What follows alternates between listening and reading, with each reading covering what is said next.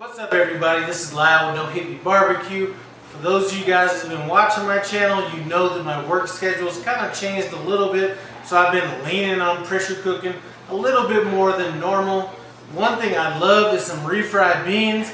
And I'm going to tell you, we're going to be cooking these refried beans in the pressure cooker using, as far as the ingredients, and I will have the recipe in the description below, is we have some bacon that's chopped up, we have some cumin, some garlic that's chopped up, some Mexican oregano, some jalapenos, one bay leaf, one medium-sized onion.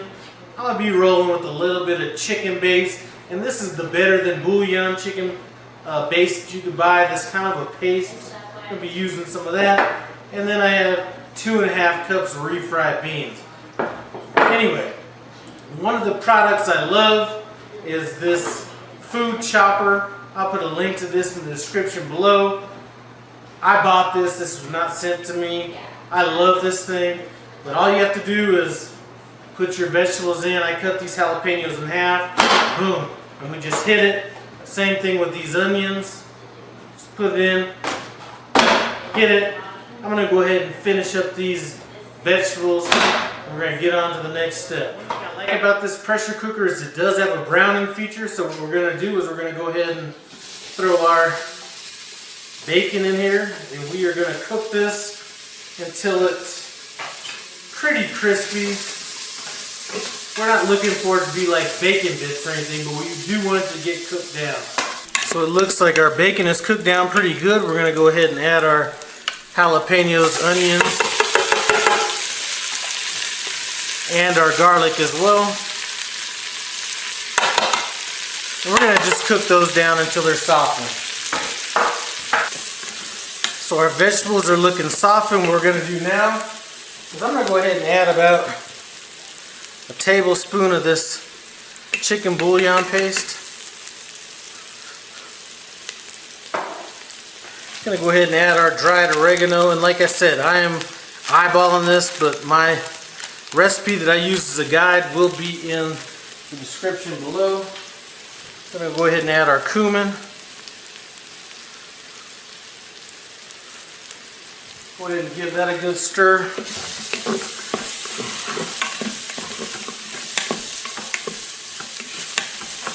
Alright, that is that. If any salt's needed, we're going to add that later. Let's go ahead and add our pinto beans.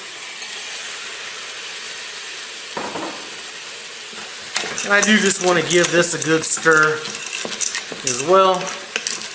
Now what we're going to do is we're going to cover the pinto beans by about 25% more than what is in here right now.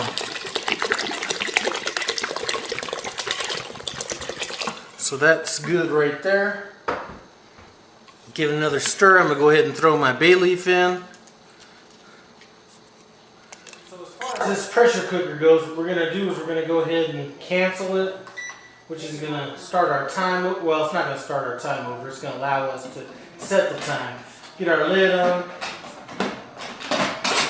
Going to lock it down. And I'm going to hit the pressure adjuster, and we're going to take that up to the maximum, which is 60 on this one.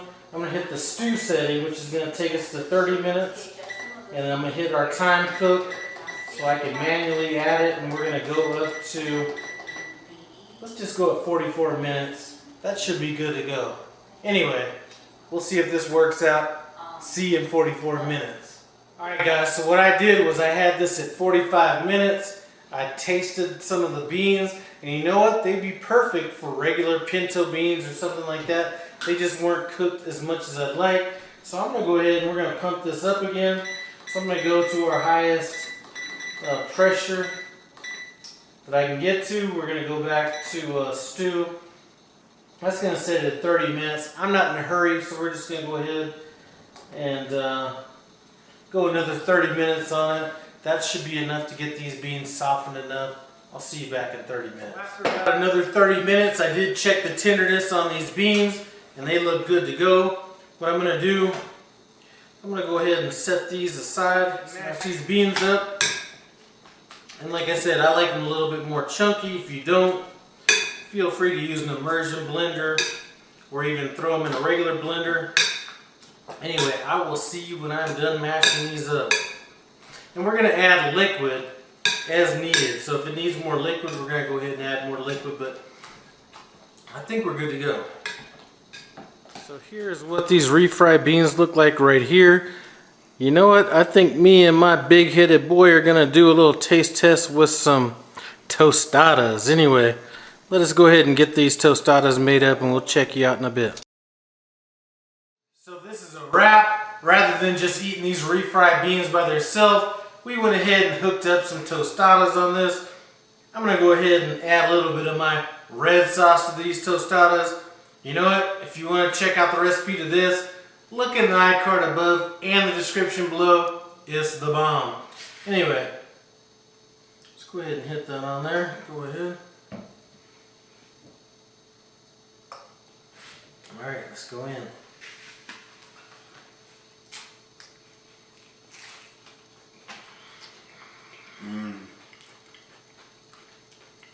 Them refried beans are good.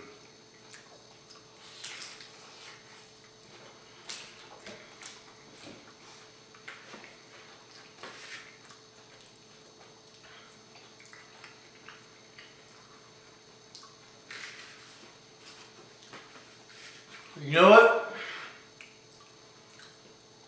Homemade refried beans from scratch using hard pinto beans, those things take like 6, 7, 8 hours.